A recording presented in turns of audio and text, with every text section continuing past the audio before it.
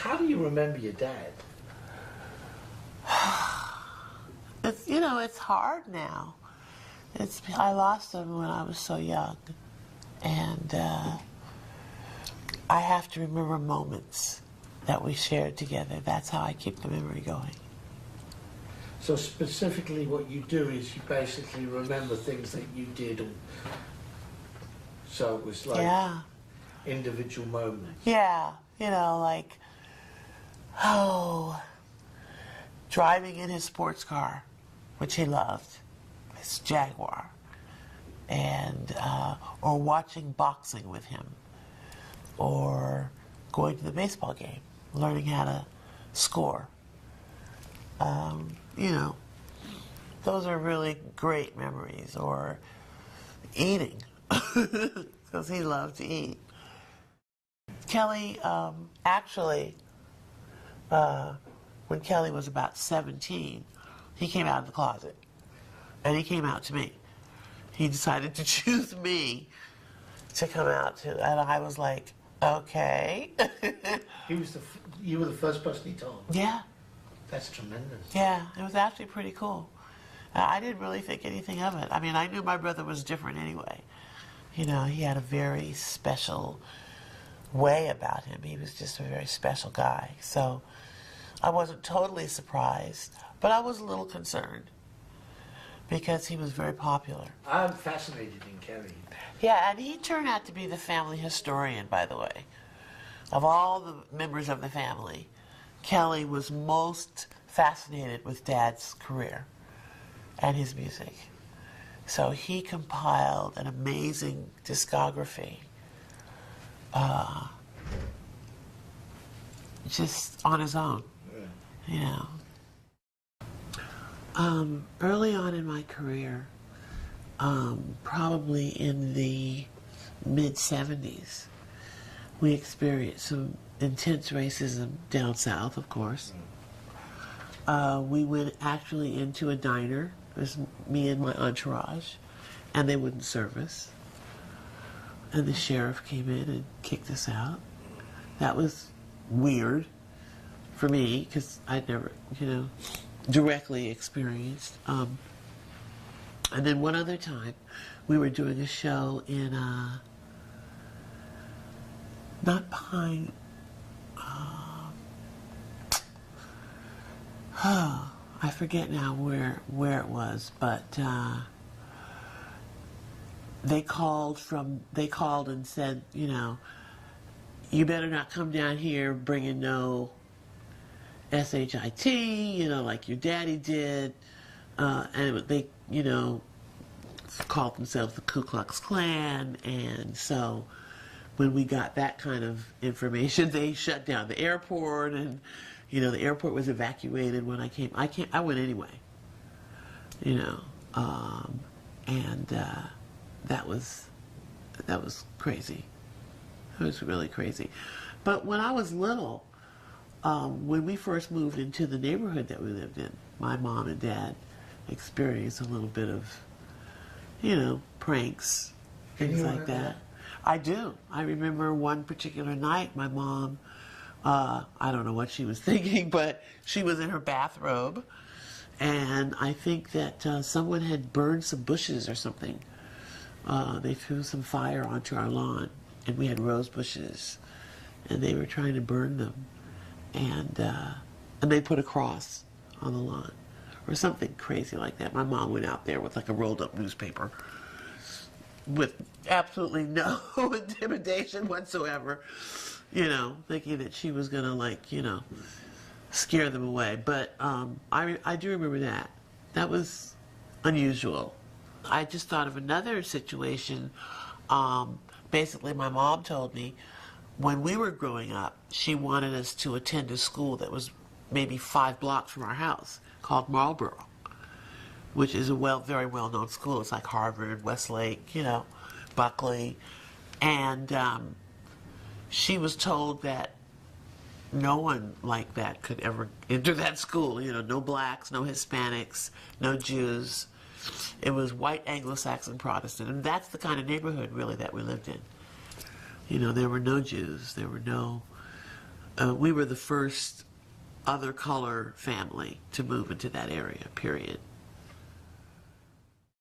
What I remember, every time I walk into the Capitol building, I just get chills because I remember being there with my father, and just trying to stay as out of the way as possible so he wouldn't tell me I couldn't come with him again, and meeting these wonderful people, like Louis Armstrong. And I don't know if they came down to visit him or if they were actually doing a record with him.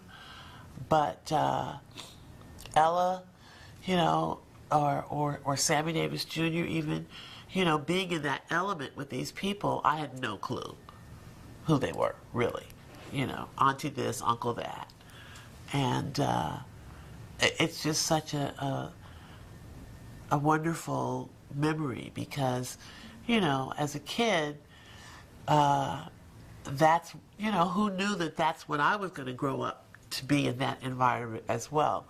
For me, it was just fun, and a chance to be with my father. So you were fascinated by the studio and the music and that world and those people. And yeah, and watching Dad perform, rehearse, practice, whatever. He had such a wonderful work ethic, and it was always fun, but it was very purposeful. And I must have absorbed that, because, for me, that's the way I like to work too. I remember when I first sang with him professionally. It was a little show that he did at the Greek Theater called I'm With You. Or, let's see, The Merry Young World of Nat King Cole, maybe that was the name of it. And I was about 11. And when I sing Unforgettable, there's a picture of me with him during that particular time. But he made me audition for that part. He wasn't going to just because I was his daughter, just automatically assume that I could handle that particular part. And I was playing Barbara McNair, who was then a very popular singer and who loved my dad. I was playing her as a young girl. And he wanted to make sure that I could handle it. I was up to snuff.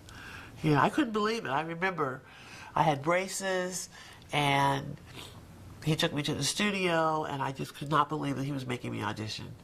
At that age? Yes. I did not understand the ramifications, the political ramifications of it. I think I might have gone down to the set once or twice. But I know that we would watch it at home. And I just thought it was the greatest. It was very cool to have my dad be on television. I did not know that he was, breaking the sound barrier, but it was cool. It was very cool. And you were at school at that time, so what were your friends saying? I don't remember my friends making they probably did make a big fuss over me, and I probably got away with even being in certain circles because of who my dad was, which also will contribute to the great insecurity as you grow up, those self-esteem issues. But I think that probably I was treated differently, period, whether Dad had a TV show or not, but just because of who I was, who my father was. I think he came up to school, to that particular school, grammar school, maybe once, and my mother, who looked better than all the mothers, okay, when she'd come up there, it was like, da, da, da, da, da, It was pretty cool. But, we were just different. We were like, someone called us the Black Kennedys at one time, and I guess that would be kind of accurate.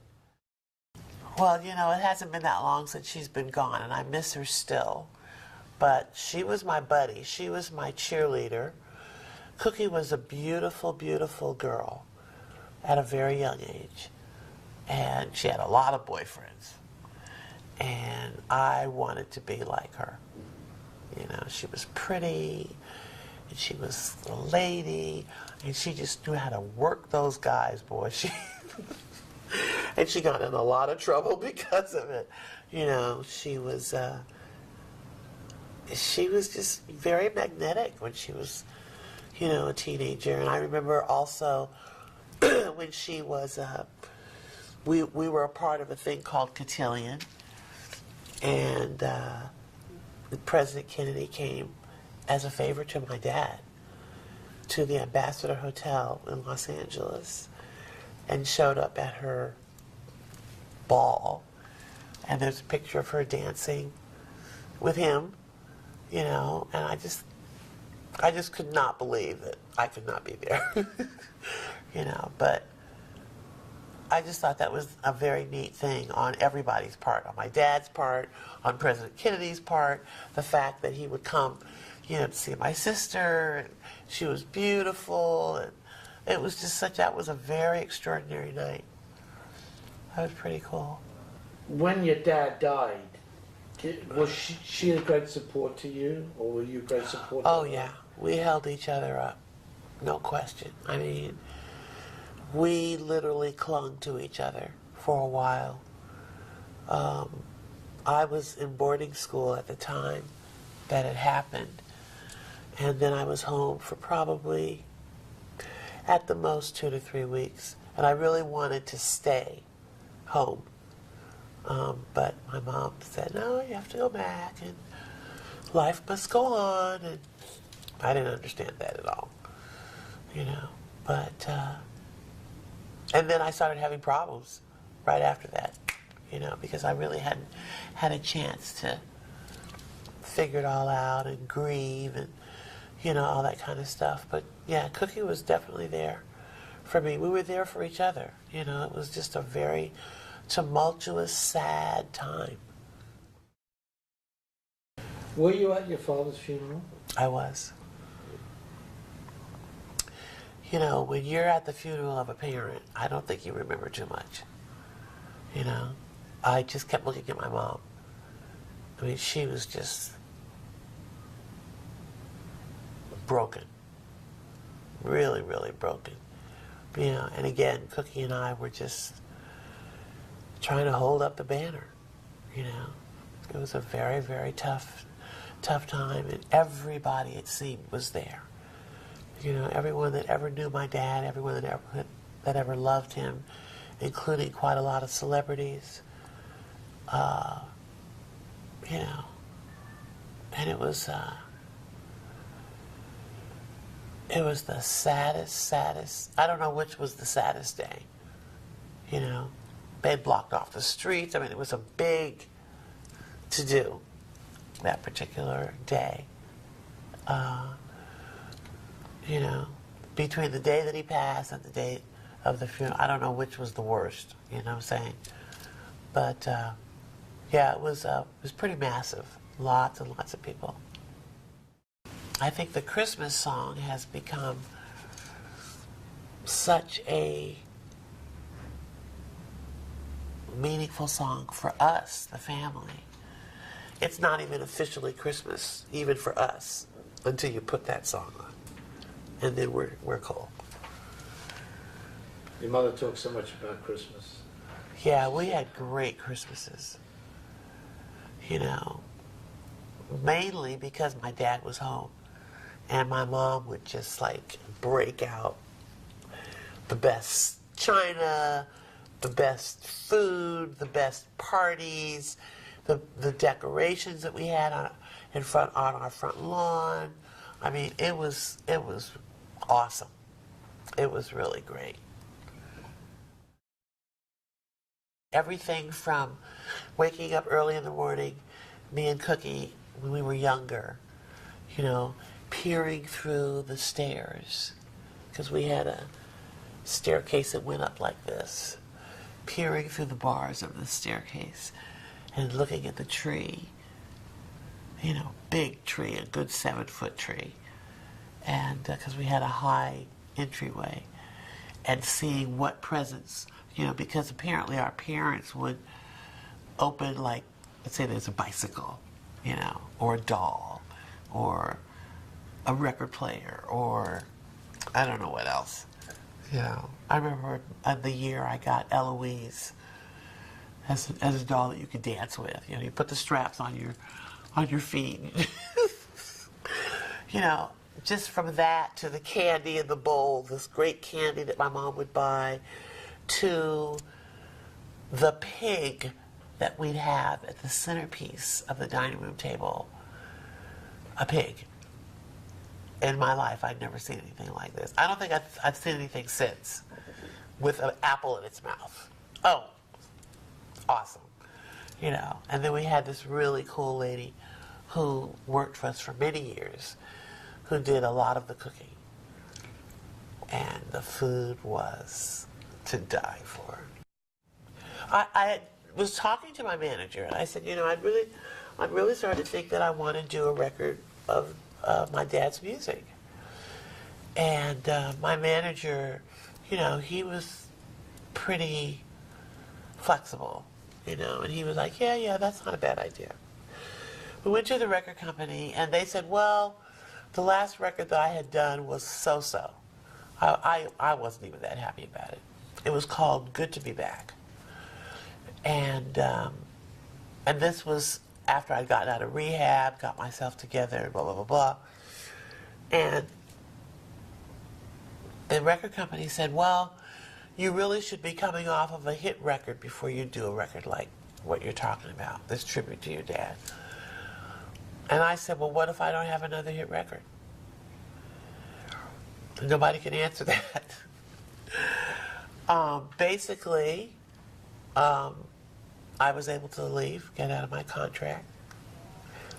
And, you know, when you fast forward to the Grammys, that night, when Unforgettable won everything, and one of my acceptance speeches was, thank you, Capitol, for letting me out of my contract.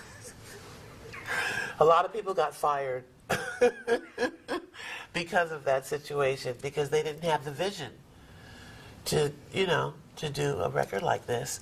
I went to see a gentleman named Bob Krasnow, who was then running Elektra, and he thought it was a great idea. And I said, well, maybe I should do a pop record first, and then I'll do this tribute record to my dad. And he said, the hell with the pop record, do this now. And I said, are you serious? He said, yeah, let's do it now. Everybody thought we were crazy. You know, I think there was about five crazy people walking around. Everybody else thought, you know, this will never work. Once we finished the record, someone at Elektra said, if we're lucky, we'll sell 1 million. And 20 million copies later. You know. But the idea was to do a tribute record to Dad, his most famous popular songs, and if possible, do a duet. And to look for the song that was the right song to do a duet with was a little challenging, you know, because there were so many great songs. But we came up with the idea of doing it with Unforgettable. And by then we had hired Tommy the Puma, Andre Fisher, who I was then married to, and David Foster, who knew nothing about this kind of music, but he was a good producer. David had to go to New Jersey to get the master of Unforgettable. It had been sitting in storage for who knows how long. Many, many, many years. It was kind of beat up. And the story that he has of going into this big storage warehouse, and this little old man, about 90 years old, is the, you know, the janitor, the monitor, basically the only guy that's sitting there, you know, watching all of these invaluable pieces of recordings. And that's where we got the master of Unforgettable, brought it back to LA, And Al Schmidt, the engineer, was like, what am I going to do with this, you know? Because back in the day, tracks were done all at the same time. You know, the voice and the music was all on one thing. So it really was a technological coup, you know, that Al was able to lift Dad's voice off of the old Unforgettable track and put it on the new one that we recorded. And it was phenomenal. We were just like so happy. You know, you could hear a little bit of the track in the new recording, but we were okay with that. It didn't get emotional until everything was done. You know, we just stayed focused, focus, you know, because it could have gotten very emotional. Every song that we did, you know, brought some kind of a memory or, I mean, we had musicians in the orchestra that had played with my father. I mean, it was eerie, you know.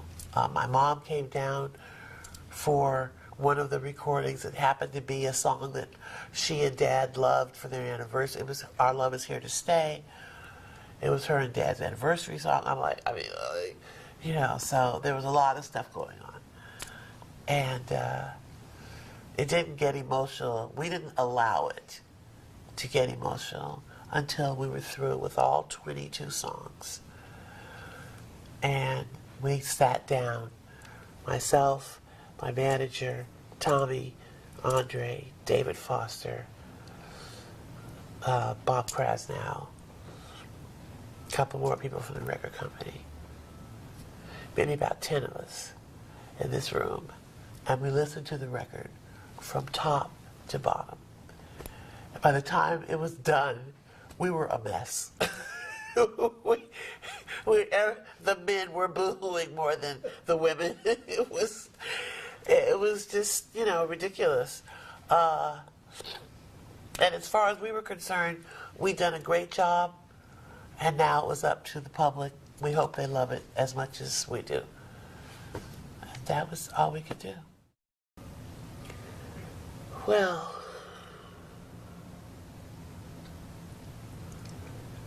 I don't know, I get so emotional thinking about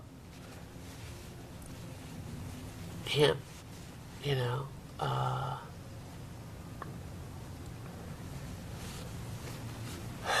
He was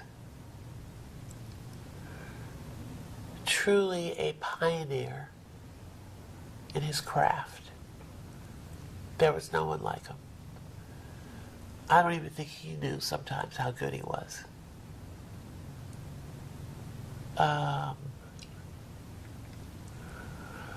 He really, to me, just stands out of all the iconic figures during that time up until now.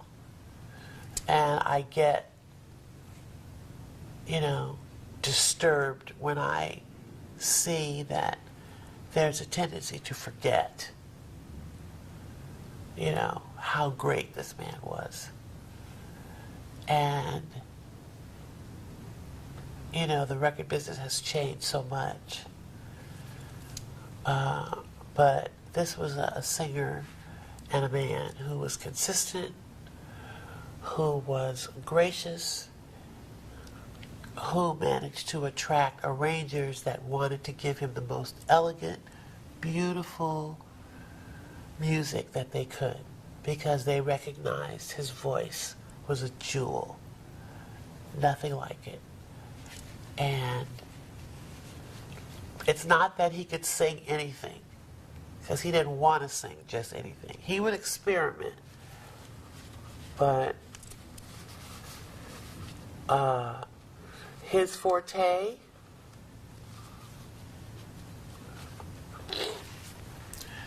Dad's forte was the ballads. He could kill a ballad, just kill it. And I think what made him also unique, and people would say this, his fans would say this, that they felt like he was singing right to them. And he had a unique way of presenting his music to his fans, to his audience. And it was just all very natural. This is not a man who was educated, taught himself how to play the piano. Oscar Peterson hated him, loved him, but hated him because he could not figure out how Dad could play the way that he did. Everyone from, the great piano players of time said the same thing about Dad, because he was a musician first. And I think that's one of the reasons why he was such a good singer, why he ended up being such a good singer. But during that time, he really stood out. To this day, he is still iconic. And, there should be more about him out here, because he really did stand on his own. Said, you better not come down here bringing no SHIT, like your daddy did. And they, called themselves the Ku Klux Klan. And so when we got that kind of information, they shut down the airport, and, the airport was evacuated when I came. I went anyway, and that was crazy. It was really crazy. But when I was little, when we first moved into the neighborhood that we lived in, my mom and dad experienced a little bit of, we experienced some intense racism down south, of course. We went actually into a diner. It was me and my entourage, and they wouldn't serve us. And the sheriff came in and kicked us out. That was weird for me, because I'd never, directly experienced. And then one other time, we were doing a show in, not Pine, I forget now where it was, but they called in the baseball game, learning how to score. Those are really great memories. Or eating, because he loved to eat. Kelly, actually, when Kelly was about 17, he came out of the closet. And he came out to me. He decided to choose me to come out to, and I was like, okay. You were the first person he told? Yeah. That's tremendous. Yeah, it was actually pretty cool. I didn't really think anything of it. I mean, I knew my brother was different anyway. He had a very special way. How do you remember your dad? It's hard now. I lost him when I was so young, and I have to remember moments that we shared together. That's how I keep the memory going. So specifically what you do is you basically remember things that you did. So it was like individual moments. Yeah, driving in his sports car, which he loved, his Jaguar, and or watching boxing with him, or going about him. He was just a very special guy. So I wasn't totally surprised, but I was a little concerned because he was very popular. I'm fascinated in Kelly. Yeah, and he turned out to be the family historian, by the way. Of all the members of the family, Kelly was most fascinated with Dad's career and his music. So he compiled an amazing discography just on his own. Early on in my career, probably in the mid-70s,